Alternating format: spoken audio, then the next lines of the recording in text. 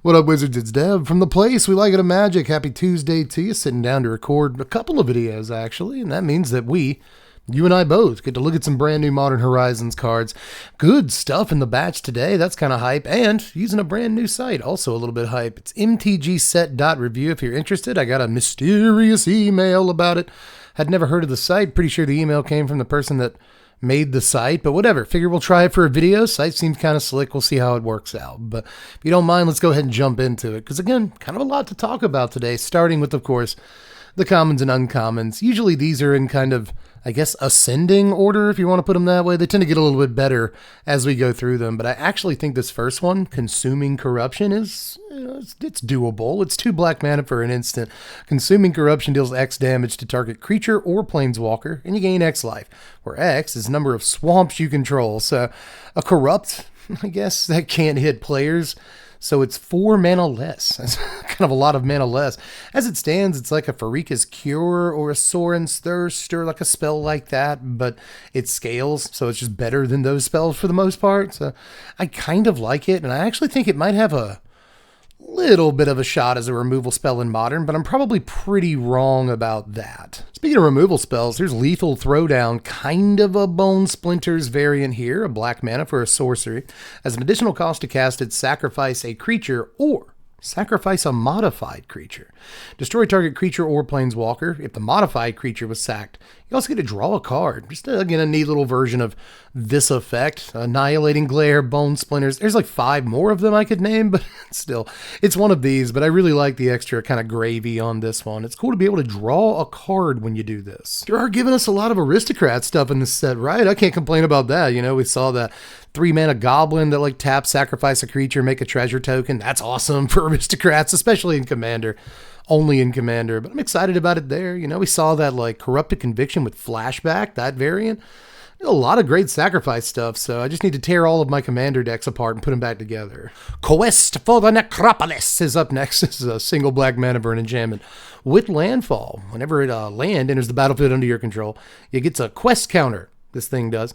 You can also pay 5 and a black and sack Quest for the Necropolis to put target creature card from a graveyard onto the battlefield under your control. This ability costs 1 less to activate for each quest counter on Quest for the Necropolis. Activate as a sorcery. So you can do this anytime that you want. You don't have to wait for it to load up with quest counters or anything. But, you know, if you've gotten 5 lands on the table since you played this, then suddenly it's a single black mana to reanimate anything, which is great. Like once you get this down to, I don't know, 2, 3, it should be, you know, pretty tempting to just go ahead and pop it. And it doesn't take that long, but I don't know. We could argue this is like a 2 mana, you know, reanimation spell, and that would be really good. But, you know, it's kind of a reanimation spell with suspend. That like assumes you're going to hit your land drops. So if you're playing fairly, this is going to hit around like turn 5 or something, but that's not great. So you have to play it unfairly, but I guess luckily there's a ton of ways to do that. Up next is the Creation of Abison. I've seen some people kind of on the fence about this today, and I don't blame them. This is 1 and 2 black for a saga. On chapter 1, you search a library for a card, exile it face down, and then shuffle. On chapter 2, you turn the exiled card face up. If it's a creature card, you're going to lose life equal to its mana value. Ouch. On chapter 3, though, you're going to put that exiled card onto the battlefield if it's a creature card, but if you don't put it on the battlefield, you put it into its owner's hand. So that's pretty cool. Even if it's a creature, you may put it into your hand. It's awesome. So just kind of a search effect with suspend, you know, a little bit kind of a vampiric tutor effect or whatever. An insatiable avarice. They just printed that, and it's actually kind of close to this, but it doesn't put the card on your library. It's about as safe as the card can possibly be because it exiles it. But that said, if they break the Creation of Abison, then you don't get your card, and that's really lame. And having to wait a couple of turns is really lame. So I'm not too sure about this, but I will say in Commander, there's like a chance that this is, you know, it's another tutor effect, so it's really good, and it's also kind of a really fantastic reanimation effect. So it's just kind of the card reanimate, but way slower. So that's probably kind of bad, but again, there are formats, I'm talking about Commander, that probably, you know, at least want to try this card. Up next is Demon Inferior. I like this more than I should. It's 4 mana, 3 and a blue for a sorcery that costs 1 less to cast for each card you've drawn this turn. The owner of target non-land permanent puts it into their library second from the top, or they can put it on the bottom if they want to. So a time ebb that basically costs what time ebb costs. You know, if it's your turn, it should be. It's a sorcery. You've already drawn your card for the turn. This is 3 mana, but the moment that you cast even a halfway decent card draw spell, you know, a brainstorm makes this a single mana. So that's really good, and it's common. It can be played in Pauper alongside a bunch of really good card draw spells in that format. So, you know, you might deem this inferior to other removal spells, but do that at your own risk. I actually think that this is going to be cast for a blue mana like 97% of the time, so it's a little bit dangerous. But if you want a good removal spell, why wouldn't you? Here's Static Prison, a single white mana for an enchantment, and when it enters the battlefield, you exile target non-land permanent an opponent controls until Prison leaves the battlefield, and you also get 2 energy counters. At the beginning of your pre-combat main phase, sacrifice Prison unless you pay an energy. This card is bonkers, man. I've seen a lot of people on the fence about this one too, but I just think it's phenomenal, man. Not only does it give you 2 energy when it comes into play, but it's also exile a non-land permanent. It could have just been a creature, and that would have been like comparable sort of to Swords to Plowshares in terms of tempo. It's not going to be hard like at all to get more energy to feed this if you need to, but just as a tempo piece to wipe your opponent's best permanent, you know, for a couple of turns, that's probably good enough. You know, a single mana for a permanent, an enchantment that triggers all your enchantment matters things, you know, and also again gives you this tempo. But you might not even exile anything. You really might, you know. It's possible too, by the way, that you exile like a token or something like that, so like you don't have to care about using the energy, you know, it just gives you 2 energy and exile the token. That's gross. There's just so many good things about this, whether you're casting it on turn 1 or 2, or you're casting it like on turn 4 alongside something else. You're double spelling, the energy is used for something else, or whatever, you know, maybe it's just a removal spell for that turn for 1 mana, and you do something else, and that allows you to get in for the win. Just really, I think this is an unbelievably good Magic card, mostly if you're just playing it for tempo. In Modern, more than even other formats, is often a game of turns. So, you know, if you can basically buy yourself 2 turns with this, it might as well be a Swords to Plowshares, you know, so I really think this is going places, man. Again, I've seen people kind of 50-50 on it, but I think that's nuts. I think this is a very good Magic card. Next is Fangs of Colonia. I won't talk this one up as much as I did Static Prison, but at the same time, I've seen a lot of Commander players vibing with this over the last day here, so, you know, you guys seem to know what you're talking about. It's 2 mana, 1 and a green for a sorcery.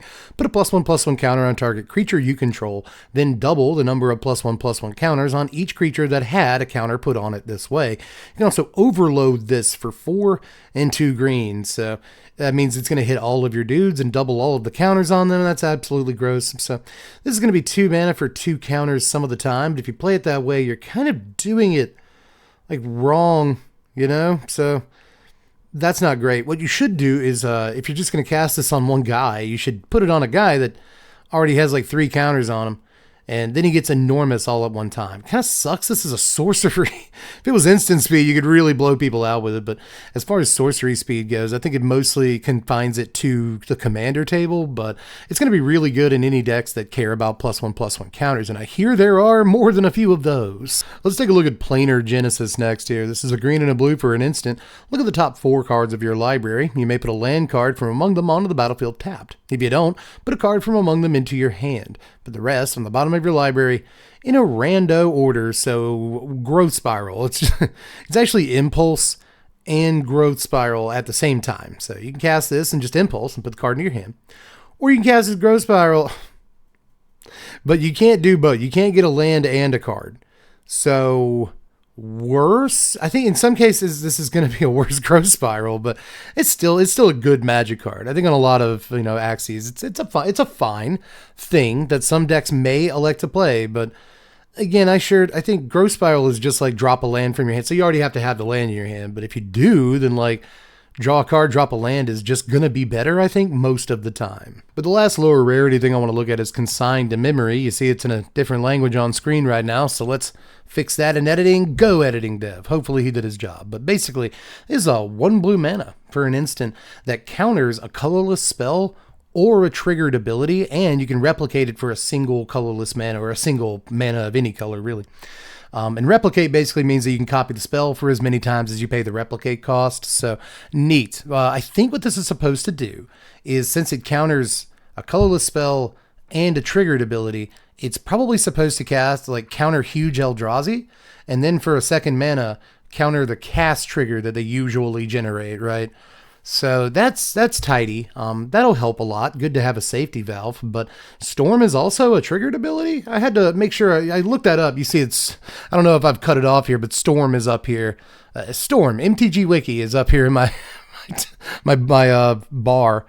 It's because I just looked this up. It is in fact, I thought it was, but it is in fact a triggered ability. So it's cool that you can just counter. I don't know. There's a lot of triggered abilities that you could cop or counter with this, but I can't think of like too many situations outside of the Eldrazi problem where you'd want to counter like a bunch of triggered abilities all at the same time. But there are, I mean, I play a Blood Artist deck in Commander, so I guess if my opponent has like 13 mana, then I can just counter every Blood Artist, like every dies trigger or whatever on my guys. So there are like other ways to use this. There's plenty of times where like 4 triggers go on the stack all at once. So there's plenty of situations to use this in, but I think like the use case they wanted for in this set is specifically Eldrazi, and that's a pretty good use case. Next is Junk Diver. We got it from Urza's Destiny, I think. It's cool to see this here. It's 3 mana for a bird. It's a 1/1 flyer.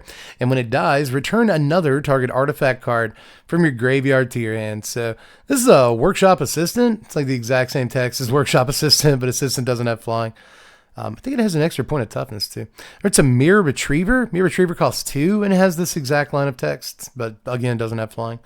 Same PT in that case, but still, that's a bunch of modern playable cards with this ability. So there's already a ton of like Commander combos where you need like Junk Diver and also Workshop Assistant, or like Junk Diver and Mirror Retriever or something. So you just need like multiple versions of this effect so you can kind of go infinite.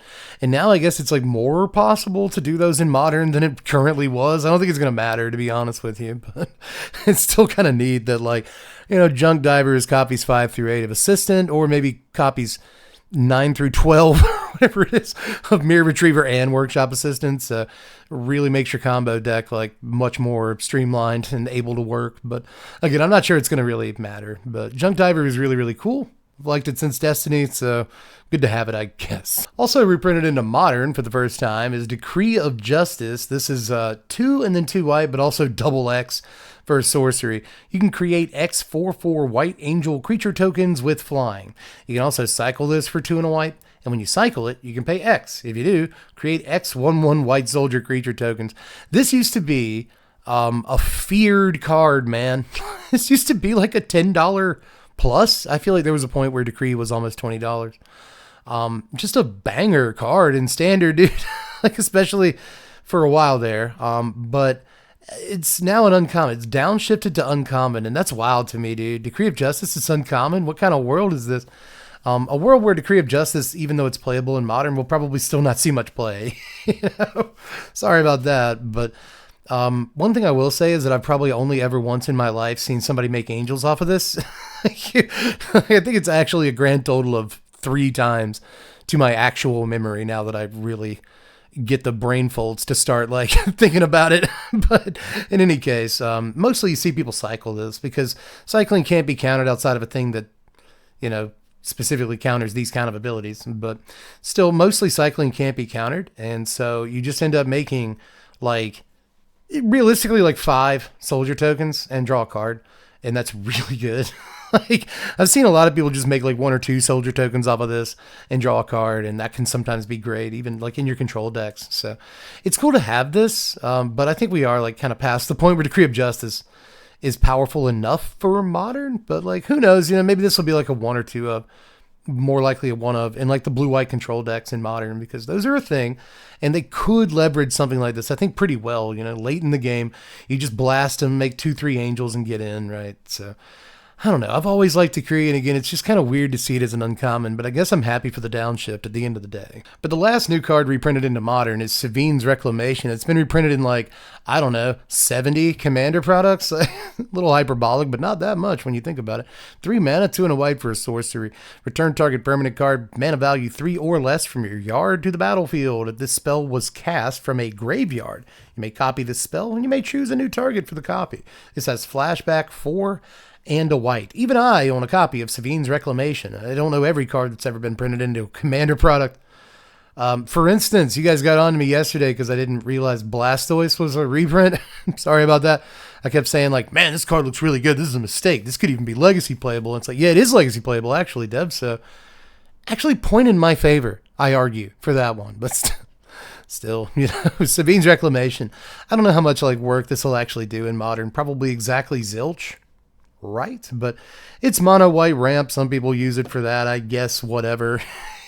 But mostly you use it to like keep combo pieces in place and important stuff in your commander deck on the table. So again, it's kind of not super great. It's not super, no, it's kind of a, it's not great. So again, I have like very, very little confidence this will really see Modern play, but it's just cool to have it in the format. Start brewing. Into the rares from today. We got Amphibian Downpour. This is better than I think people think, because people probably think it's bad, but I haven't really seen anyone talk about it. It probably means people think it's bad, but yeah, this is 3 mana, 2 and a blue for an enchantment. It's an aura with flash. It also has storm. It's an aura with storm. That's cool. It enchants a creature. Enchanted creature loses all abilities and is a blue frog creature with base power toughness. 1/1, so a frogify aura thing. But has flash and storm. It's really, really cool, man. So this can kind of be like a one-sided sweeper on your opponent's turn if played correctly. And it also plays really well with like any enchantress stuff, like anything that cares about enchantments entering the battlefield. Not cast. Note, because if you copy a spell with storm, you're not casting the copies. So it can't be whenever you cast an enchantment. It has to be whenever enchantment enters the battlefield. So I don't know which one. I think like Cetessan Champion is worded correctly, but I'm not, don't quote me. Still, I'm pretty sure at least that one works with this. And that's awesome. So if you storm out with this and make like 3 copies of it or something, then you draw so many cards. So that's a cool little thing, but it is kind of dependent on what your opponent has in play. So I don't love that. And it's a little kind of, as far as the deck building goes, it's pretty intensive, you know. You have to really plan around, oh, I'm going to play this card on 3 and it's going to just wreck them. But what if it doesn't, you know? So I don't know. It's a little narrow, honestly, but it looks fun at the very least. And I don't know. If you can actually get it to hit, then it might just win you the game, especially if you go, again, like you get more value off of it than just one-sided sweeper. But there I go with Modern, like, you know, this has to be better than a 3-mana one-sided sweeper to actually win the game. And it's like, wow, really? But I guess, you know, one more thing, it's not really a 3-mana one-sided sweeper. It's like a 5 or 6-mana one-sided sweeper. And again, if you want to do it that way, you probably have to build your deck around it. And like, is that worth it? Probably not. Is it fun? Probably. Up next is Eldrazi Linebreaker. I keep wanting to call this Eldrazi Linebacker, so I think I just will. Eldrazi Linebacker is 3 mana, 1 a colorless and a red for a 3/3 Eldrazi with Devoid and Trample.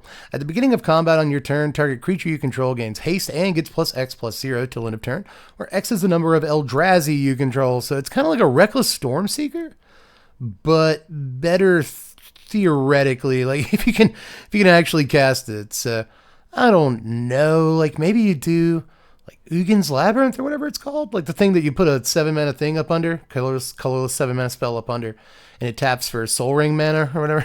Like the thing that taps for double colorless. On turn 1, you put a 7-mana guy up under that, and then turn 2 you can cast this guy and like swing 4 haste. So it's cool, but also just good on like any turn of the game.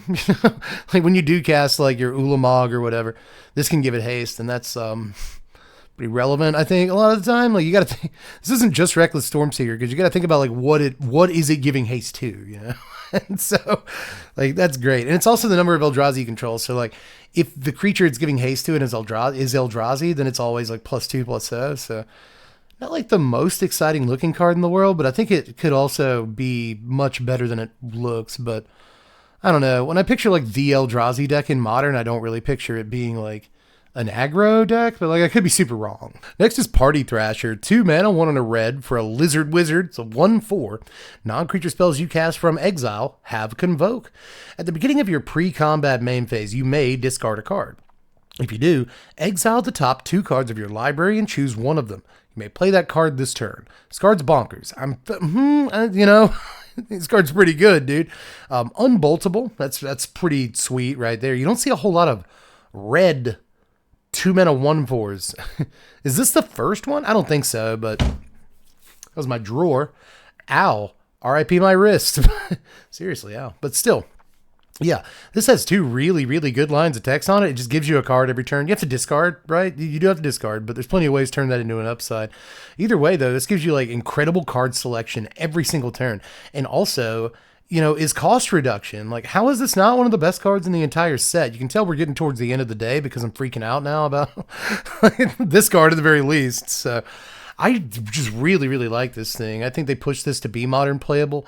I think maybe it wasn't modern playable until they tweaked the power toughness a little bit. Let's make it a 1/4, you know? So it's super likely to see, you know, your next turn and untap with it. And once you untap with it, I think the card gets like phenomenal AJ Styles. So yeah, man. Just cost, at the very least, it can tap to help you cast stuff, and that's really good. I will say this has the classic, you know, conundrum, right?